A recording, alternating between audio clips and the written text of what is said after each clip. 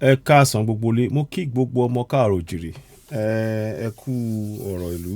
Gbogbo ohun tí ó ń lọ yìí ó já sórí àwọn ọ̀rọ̀ pàtàkì kan tí a láti máa gbìyànjú láti túmọ̀ fún wa.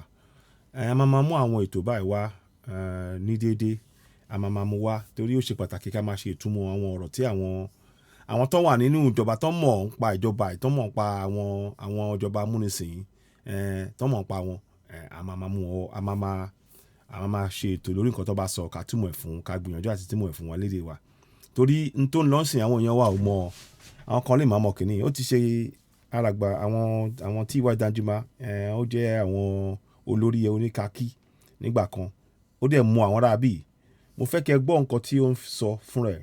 Mo fẹ́ kẹ́ gbọ́ ohun tó ń sọ fún rẹ̀ gangan. Mo fẹ́ kẹ́ gbọ́. Mo fẹ́ kẹ́ fetí sí. Màá túmọ̀ ẹ̀ ní èdè Yorùbá bó ṣe ń sọ. Ó ń sọ pé ká múra. Ẹ jẹ́ ká gbọ́ TY Danjuma. Òun rè o. Peace in this state is under assault. Ṣètìrí orúkọ yẹn TY Danjuma. Ṣètìrí. There's an attempt at ethnic cleansing. Wọ́n ní pé ìfọ̀kànbalẹ̀ àti ìfọ̀kànbalẹ̀ ní ìlú wa, pé ní ìlú amúnisìn yẹn, pé àwọn kan wọ́n dojúkọ, wọ́n ò fẹ́ ká ní ìfọ̀kànbalẹ̀, ká ní ìsinmi rárá. Àwọn kan dojúkọ báyìí. Wọ́n dẹ̀ ti ń ṣe nǹkan tó ń pè ní ethnic cleansing. Wọ́n ń pa àwọn ará ilẹ̀ Gusu, àwọn Fúlàní, àwọn Bororo. Wọ́n ń pa àwọn ará Gusu. Nǹkan tó ń pè ní ethnic cleansing ni àwọn ará Gusu ló ń ṣe. Ṣé ọ̀rọ̀ mi yé yín? Ìtumọ̀ nǹkan tó ń sọ nìyẹn. Ẹ jẹ́ ká tẹ̀síwájú ká máa gbọ́ ohun tí wọ́n ń sọ lọ. Wọ́n ní chief of army staff bẹ̀rẹ̀ ní arákùnrin. Òun ni chief of army staff tẹ́lẹ̀. In this state, and of course, in all the riverine states of Nigeria. Wọ́n ní pé ní ìpínlẹ̀ táwọn wà yẹn, àwọn Bororo wọ́n gbìmọ̀ láti pa àwọn ará Gusu, àwọn ará ilẹ̀, àwọn ọmọ onílẹ̀, pa wọ́n. Kìdẹ̀ wá ṣe bẹ́ẹ̀ nìkan o. Wọ́n ní àti gbogbo Gusu. Ìtumọ̀ yẹn ni gbogbo Middle Belt, Igbo àti ilẹ̀ Yorùbá, pé wọ́n gbìmọ̀ láti pa àwọn èèyàn tó ń jẹ́ ọmọ onílẹ̀ gẹ́gẹ́ bí àwọn ọmọ onílẹ̀ báyìí kan pa wá, káwọn máa fi àwọn Bororo Fúlàní kan máa fi rọ́pò bẹ̀ yẹn. Ohun tí wọ́n sọ nìyẹn. We must resist it. Wọ́n ní a gbọ́dọ̀ kọ̀ tipátipá. A gbọ́dọ̀ kọ̀ tipátipá. We must stop it. Wọ́n ní a gbọ́dọ̀ dá dúró tipátipá. Every one of us must rise up. The armed forces are.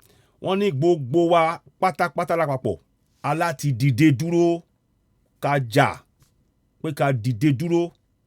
Wọ́n ní àwọn ìjọba àwọn oníkakí, àwọn tó ń wọ kakí, àwọn tó yẹ kán dáàbòbò ìlú. Ẹ jẹ́ ká gbọ́ o. Not neutral. Wọ́n ní àwọn tó ń wọ kakí, wọ́n ní pé wọn ò dúró pé kán má dá síjà, pé kán má dá sí ní tó ń lọ, pé wọn ò ń ṣe neutral. Neutral ni pé kéèyàn kan dá dúró, pé tí nǹkan bá ṣe láàrin méjì, ẹnì kẹta á dá dúró pé òun ò dá sí, ẹ̀yin ọjọ́ ẹ̀ lára yín. Àmọ́ àwọn oníkakí wọn ṣe bẹ́ẹ̀ yẹn. Wọ́n ń gbé àwọn Fúlàní lẹ́yìn. Wọ́n ń gbé àwọn Fúlàní lẹ́yìn bó ṣe ń pa wá nínú ilẹ̀ wa. Òun ni ọ̀rọ̀ tó ń sọ yìí o. Ẹ jẹ́ ká máa tẹ̀lé ọ̀rọ̀ yẹn lọ. They collude. Wọ́n ní wọ́n jọ ń gbìmọ̀ papọ̀. Wọ́n jọ ń gbìmọ̀ papọ̀. Àwọn oníkakí àtàwọn Fúlàní wọ́n jọ ń gbìmọ̀ papọ̀. They collude. Wọ́n ń gbìmọ̀ papọ̀. They collude. Wọ́n ń gbìmọ̀ papọ̀. With the armed bandits. Àwọn oníkakí ń gbìmọ̀ papọ̀ pẹ̀lú àwọn Bororo, àwọn dánàdánà, àwọn bandit tó ń pè wọ́n bandit, àwọn Fúlàní tó ń pa àwọn èèyàn wa.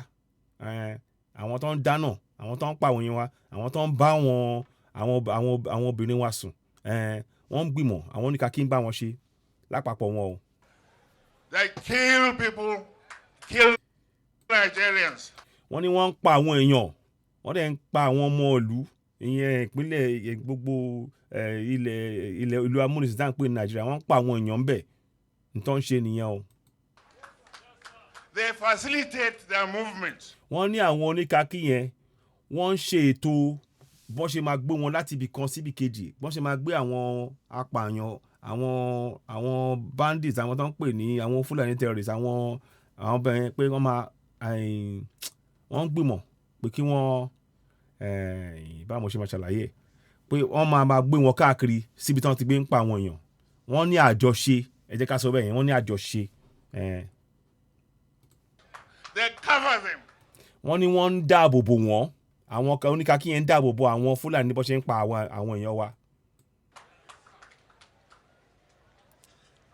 If you are depending on the armed forces to stop the killings, you will all die one by one. wọ́n ní tá a bá dúró de àwọn oníkàkí kan wá dáàbò bò wá wọ́n ní bó ṣe máa pa wá ní kọ̀ọ̀kan nìyẹn o ohun tí wọ́n sọ nìyẹn. ẹ jọ ọ̀rọ̀ yìí ṣe pàtàkì gbogbo àwọn tó bá gbọ́ ọ̀rọ̀ yìí ẹ fi tó àwọn èèyàn wa létí.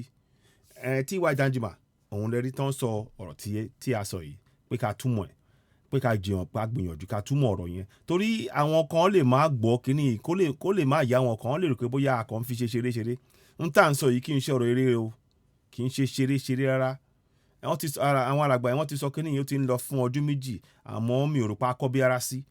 mo dẹ̀ fẹ́ kí gbogbo wa àwa ọmọ káàrọ̀ oòjíire ká mọ ohun tó ń bọ̀ kò sí àníyàn nínú ọ̀rọ̀ yìí n tó ń bọ̀ gangan rẹ̀ àwọn ó tẹ̀ ti dé n tó ti dé gan rèé ẹ wo bó ṣe ń pa wá lọ bí ẹni pẹran àsìkò tó ká sọ jí ẹ jẹ́ ká pèsè ìdáàbòbò fúnra wa o àwa nìkan la lè gbára wa kúrò nínú oko ẹrú kò sí ẹnìkan tó lè ṣe fún wa ẹ ti gbọ́ wọ́n sìn àwọn oníkàkí wọ́n ń gbìmọ̀ pẹ̀lú àwọn Bororo láti pa wá nílẹ̀ wa tẹ́lọ̀ mi yé yín wọ́n ń gbìmọ̀ wọ́n dẹ̀ ń ṣe wọ́n dẹ̀ ń gbé jáde kódà àwọn oníkàkí ló ń gbé wọn káàkiri ibi tó máa ti gbé pààyàn àwọn náà ń darí iṣẹ́ burúkú tó ń ṣe yẹn torí náà gbogbo ọmọ káàrọ̀ oòjíire tẹ bá ṣe ń gbọ́rọ̀ ẹ fi tó àwọn èèyàn wa létí ó ṣe pàtàkì o àárí jù báyìí lọ a tún padà wá pẹ̀lú àwọn ètò kan láìpẹ́ yìí a dúpẹ́ lọ́wọ́ yín Citizen Wire láti orí Oduduwa TV Radio ló ń kí yín fi ọ̀rọ̀ yìí tó gbogbo àwọn èèyàn wa létí ẹ jẹ́ má gbàgbé láti bá a subscribe sórí Oduduwa TV Radio àti Citizen Wire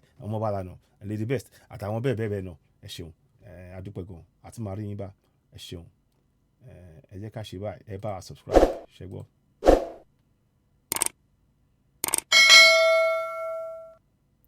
ẹ ṣeun nígbà kan náà ẹ ṣeun.